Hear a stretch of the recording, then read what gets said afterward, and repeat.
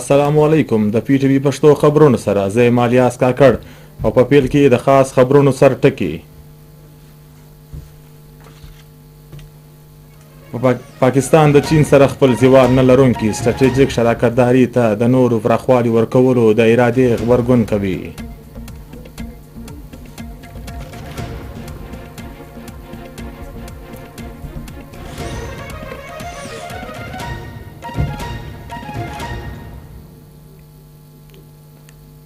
نگران وزیر اعظم انور الله کاکړ ویلي دي چې په پاکستان ډیر بد اسرائیلي جارحیت د بندولو غوښتنه کوي.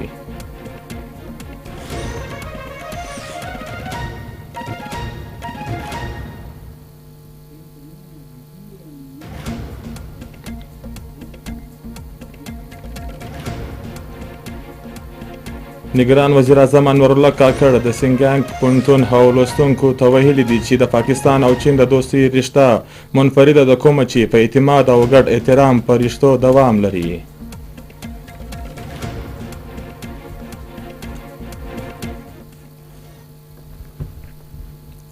او اوس بشپړه خبرونه. پاکستان د چین سره خپل زیوار نه لرونکي سټریټیژیک شراکتداري ته د نورو پراخوالي ورکولو د ارادې غبرګون کوي. سینګیانګ یوازې تجارتي او مواصلاتي اړیکه او اراداري ته بلکې دوه عظیم اقامونو ته تړلو سبب هم دی. نگران وزیر اعظم انور الله کاکړ د سینګیانګ پوهنتون لوستونکو ته په وینا کې ویلي چې د همسایه کېدو سره د ګډ کلتور له کبله سینګیانګ پاکستانیانو په زړونو کې ځانګړي ارزښت لري.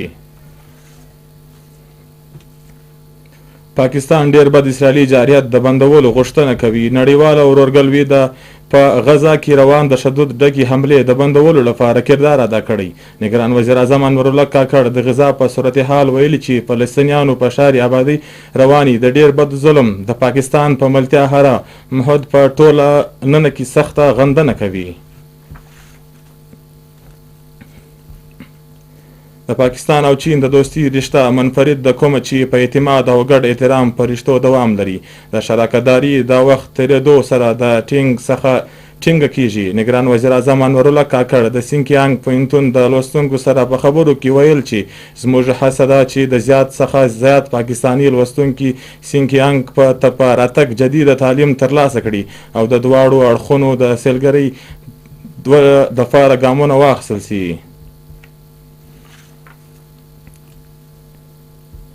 د کوټي په ملتیا د بلوچستان په هره ضلع کې به ټیکنیکل ټریننګ سنټران په حال کې کیږي. نگران وزیر اعلی بلوچستان میر علي مردان ډومکی د ټیکنیکل ټریننګ سنټر کوټي په دوره کې وویل چې د مارکیټ د غوښتنې مطابق دي په سنټر کې نوي کورسونه هم پیل کړل شي. د ادارې درجه بالا کولو لپاره به وسیلې ورکوي. وزیر اعلی د مرکز د سانګو دوره هم وکړه او د لوستونکو تربیه ورکوونکو څخه د کورو سنو په باره کې پوښتنې هم وکړې او هغو ته یې وویل چې پاس آوټ سوي 50% ځوانان د باعزته روزګار لري.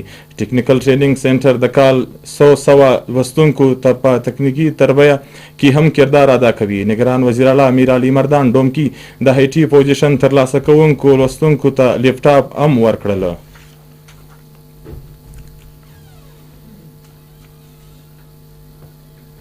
د خدمت خلق لپاره د متحرکه ادارې د ټولنې ویاړ دی. نگران وزیر اعلی بلوچستان میر علي مردان ډومکی د جمعې ورځ د کوټي SOS ویلج د ماشومانو سره تیره کړه.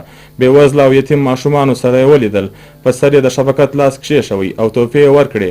د SOS کوټي مشري او نامتو ولسي شخصیت روشن خورشید بورچا د کفالت لاندې د ماشومانو د شمیر تعلیم روغتیا او د فنډینګ په ملتیا د ادارې په مشن خبرې کړي.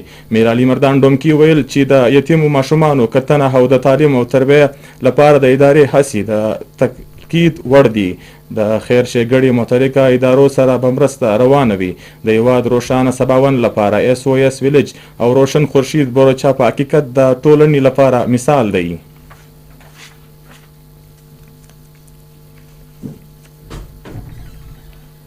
د اعلی تعلیم په بلوچستان کې د تعلیم معیار بالا کولو د وفاق ترجیح ده. د تعلیم نگران وفاقي وزیر مدد علي سندي په صدارت کې د سرکاري څانګې د پوهنتونو د وایس چانسلرانو غونډه په کوټه کې وسوه.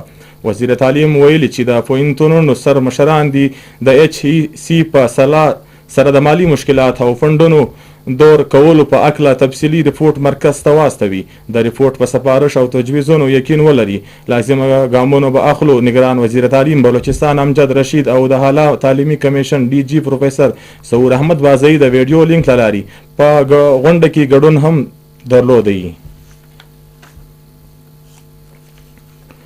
ریکورډیک مایننګ کمپنی په دوربین چا کې دریم پرایمري سکول قایم کړی. د چاغي په لیرې سیمه کې د تعلیم د ودې لپاره د ګام د ځایي خلکو له اړخه ډیر ستایل کیږي. په شخصي څانګه کې د کمپنی د ګام د ترقي اړخ ته هم پرمختګ دی.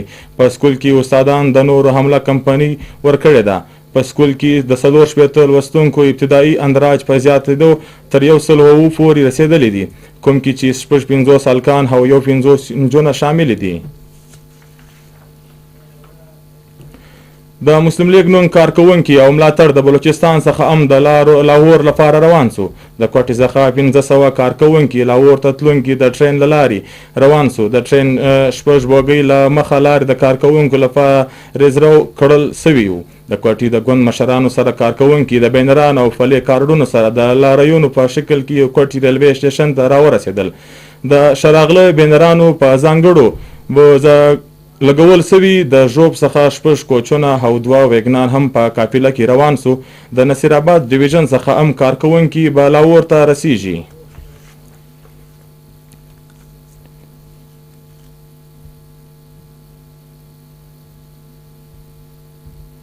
د بلوچستان څخه هم د پاکستان مسلم لیگ نون کارکوونکي په ګډ شمیر کې خپل د مشر محمد نواز شریف د هرکلي لپاره سبا لاهور ته رسیږي. او د بلوچستان اسمبلی مخنیوي لومړی میرمن سپیکري راهیله امید درانی ویلي دي چې د بلوچستان ولس هم د محمد نواز شریف او اوږدې مودې وروسته وطن ته د ستنېدو په انتظار دی. पहले तो हम सब बहुत खुश हैं कि मियां नवाज शरीफ साहब पाकिस्तान वापस आ रहे हैं और हकीकत में मैं तो बहुत ज़्यादा खुश हूँ.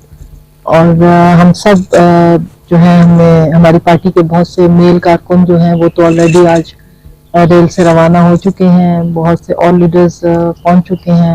हर कोई अपने अपने तौर पे जो भी अपनी खुशी का इजहार करते हुए जितने भी कारकुन हैं वो ले जा रहा है ताकि उन्हें वेलकम एक मिसाली वेलकम किया जाए पाकिस्तान की तारीख में कि वो हमारे जो लीडर हैं इतनी मुसीबतें काट के जो हैं इस वक्त वतन वापस आ रहे हैं. तो उसमें मैं भी इंशाल्लाह मेरी भी रवानगी है. इंशाल्लाह कल इंशाल्लाह हम लाहौर में होंगे सारे और अपने लीडर का वेलकम करेंगे. په غیر قانوني ډول ټول غیر هیوادوالو ته د پاکستان په پرېښولو په ډیډلاین کې اوس 11 ورځې پاتې دي. په غیر قانوني ډول اوسېدونکي غیر هیوادوالو ته نور د 1 ورځې مهلت هم د نه ورکولو پرېکړه کړل سوې ده.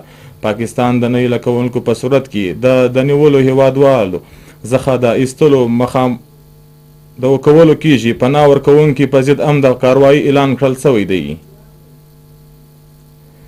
د کرکټ په نړیوال کپ کې استرالیا او پاکستان ته په 22 منډو په ماته ورکړه. پاکستاني لوبډلې د 388 منډو هدف ترلاسه نه کړی. ټوله لوبډلو په 45 خاله 3 اووره کې 315 منډې جوړې کړل او آوټ سو. استرالیا د 2 کامیابانو سره 4 پوینټونو ترلاسه کړل. دغه لوبه په ټي وي سپورټ باندې سم د لاسه ښکاره کړل سوه.